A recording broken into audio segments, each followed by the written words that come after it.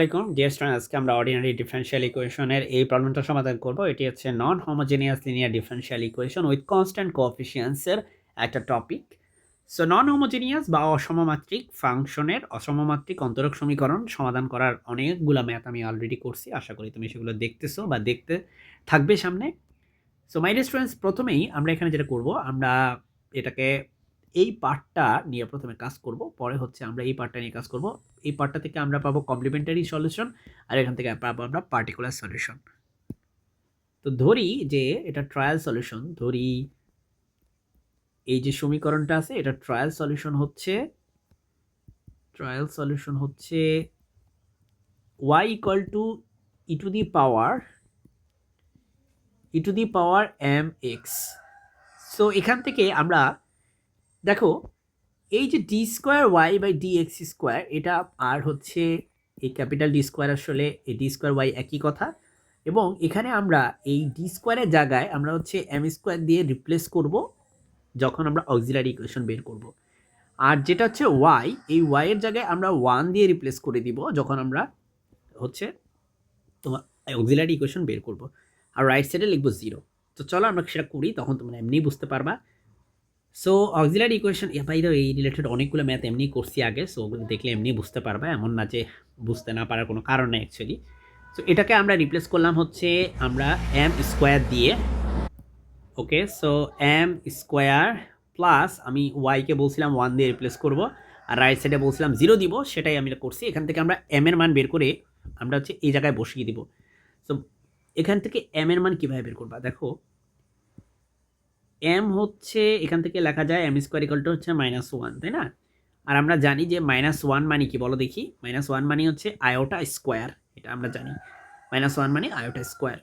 তাহলে এখান থেকে আমরা লিখতে পারি যে M equal to plus minus লিখতে পারি, প্লাস মাইনাস আয়োটা। এখন এই টাইপের ইকুয়েশনের সমাধান কীরকম হয় একটু লিখে দিই তোমাদেরকে এ পাশে। এই টাইপের ইকুয়েশন দেখো, যদি এম এর মান হয় alpha plus minus beta iota এরকম হয়, এটার সলিউশন হচ্ছে y of C equal to e to the power alpha X into A cos beta X plus, আচ্ছা জায়গা হবে না, সো এটাকে একটু চাপিয়ে লিখি, চাপিয়ে নেই। ওকে, এ কজ বিটা এক্স, আর এটা হচ্ছে বি সাইন বিটা এক্স। ওকে, সো আমরা এখানে লিখি যদি যদি যদি এখন মাই ডিয়ার স্টুডেন্টস দেখো, এই ফর্মুলাটা আমরা এখন অ্যাপ্লাই করব। সো এখানে আমরা লিখতে পারি, সুতরাং y of C equal to হচ্ছে e to the power alpha into x. ভাই আলফা কত এখানে বলো দেখি, আলফা কত? আলফা হচ্ছে রিয়েল পার্টটা, এখানে কোনো রিয়েল পার্ট আছে? শুধু আছে ইমাজিনারি পার্ট। সো আলফা এখানে 0, সো এটা হচ্ছে 0 হবে। আর এটা হবে এ কজ বিটা এক্স, বিটা মানে এখানে হচ্ছে 1 কিভাবে? কারণ আয়োটার সাথে কে আছে দেখো, আয়োটার সাথে 1 একটা গুণাকারে আছে। সো এটা হচ্ছে 1 এর সাথে এক্স গুণ করলে এক্সই হবে, প্লাস প্লাস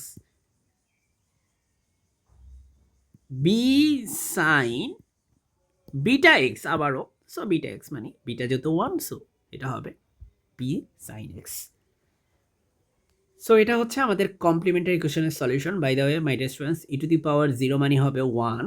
সো আমরা এটাকে কনসিডার করতে পারি যে এটা হচ্ছে গায়েব। সো এটা হচ্ছে just simply a cos x plus B sin x.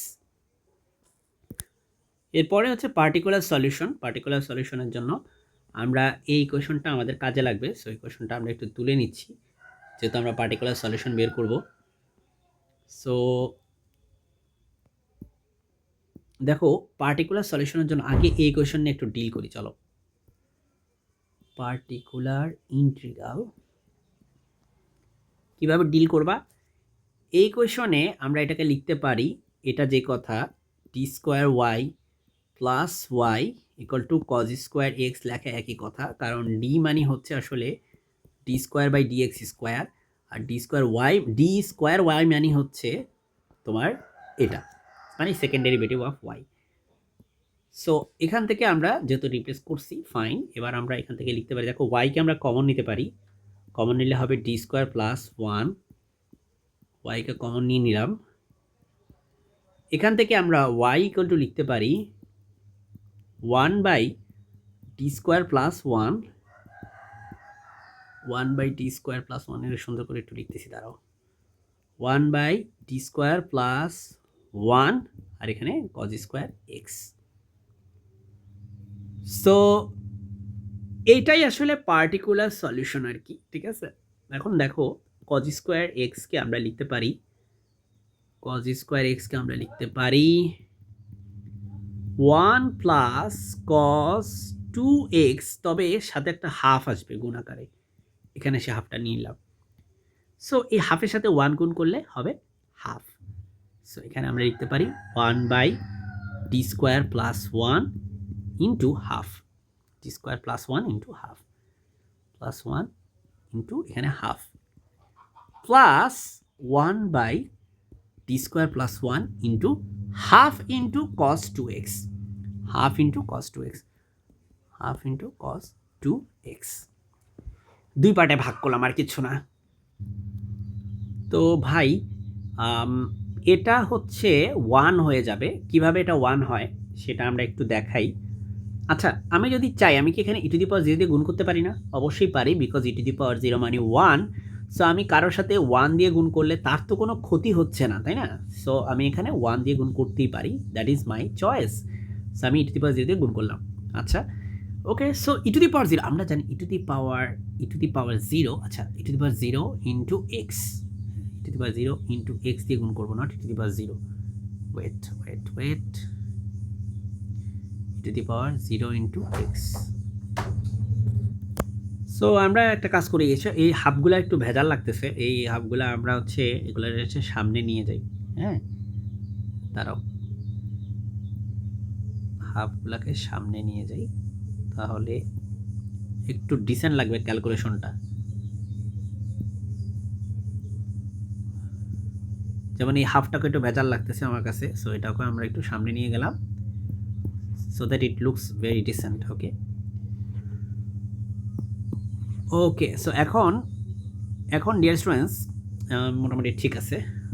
আচ্ছা এই হাফটাকে না আবার একটু লেখা দরকার, অনেক বড় হয়ে গেছে লেখাটা। ওকে মাই ডিয়ার স্টুডেন্টস, এখন দেখো আমরা জানি ই টু দি পাওয়ার, ধরিয়ে যদি e to the power let's say a x হয়, তাহলে এই এটা হচ্ছে আমরা ডি এর জায়গায় বসাই দিব। সো ডি ইকাল টু এ বসাবো আর কি। So E to the power 5x হইলে আমি বসাবো ডি ইকাল টু হচ্ছে 5, বাট আমার এখানে আছে ই to the power 0x, so আমি এখানে ডি এর জায়গায় 0 বসাবো, ঠিক আছে। সো যদি আমি 0 বসাই তাহলে আমার এটা হবে 1 divided by 0 square plus 1 e to the power 0 into x, plus এইখানে কি হবে দেখো, এখানে আছে হাফের হাফ। আমরা জানি যে কজের ক্ষেত্রে কি হয়, কজ রিলেটেডগুলোর ক্ষেত্রে কি হয়, বা সাইন রিলেটেডগুলোর ক্ষেত্রে কি, সাইন এ এক্স বা কজ এ এক্স থাকলে এই যে D square equal to minus A square বসাইতে হয়, ঠিক আছে। তাহলে এখানে এ এক্সের জায়গায় কে আছে বলো দেখি, এর জায়গায় কে আছে, এর জায়গায় 2 আছে, তাহলে ডি স্কোয়ার ইকুয়াল টু বসাইতে হবে -2 স্কোয়ার, মানে -4 বসাইতে হবে, ডি স্কোয়ার ইকুয়াল টু -4 বসাইতে হবে। সো আমরা এখানে চলো আমরা এখানে ডি স্কোয়ারের জায়গায় -4 বসাই, -4, তারপরে 1-এর জায়গায় 1 তো বসিয়ে যাবে, আর বাকিগুলো একটু ইরেজ করে দিই, যেহেতু এগুলো তোমাকে বোঝানোর জন্য জাস্ট লিখছিলাম। ওকে এবার সাথে হচ্ছে cos 2xটাও লিখে ফেলি। এখন বাকি যে ক্যালকুলেশন সেগুলো যদি একটু করে ফেলি, আমরা এখানে দেখতে পাচ্ছ যে এখানে হচ্ছে 1 আছে, রাইট। সো এটা সিম্পলি এটা তো 1 হয়েই যাবে। সো আমরা প্রথম পার্ট থেকে শুধুমাত্র পাবো হচ্ছে হাফ, আর পরের পার্ট থেকে আমরা পাবো হচ্ছে, এখানে দেখো -3, এটা হচ্ছে -3। সো -3 এর সাথে যদি 2 গুণ করো এটা হবে -6। সো আমরা এখানে লিখতে পারি 1/6 cos 2x। সো তার মানে এটা একটু যদি একটু সুন্দর করে রিয়াজ করি, যে cos 2xটাকে আমরা উপরে লিখতে পারি এখানে নিচে না লিখে cos 2xটাকে আমরা এই উপরে নিয়ে আসতে পারি। ওকে, সো সো এটাকে লিখতে পারি এভাবে।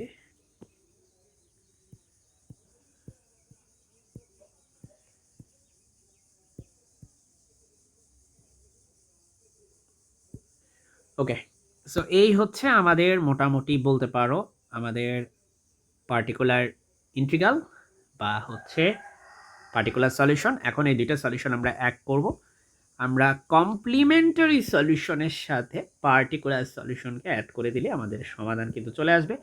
সো চলো আমরা কমপ্লিমেন্টারি সমাধান এটা কপি করে ফেলি। কমপ্লিমেন্টারি যে সলিউশনটা সেটা কপি করে ফেললাম, এর সাথে আমরা পার্টিকুলার সলিউশনটাকেও কপি করে ফেলবো। ঠিক আছে, সো দুইটা আমরা যোগ করবো একসাথে।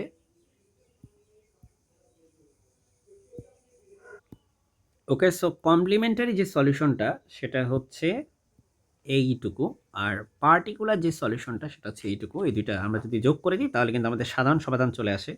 সো পুরো ম্যাথটা আমি একবার তোমাদেরকে দেখিয়ে দিচ্ছি। খুব ছোট ম্যাথ, আশা করি বুঝতে পারছো। আসসালামু আলাইকুম।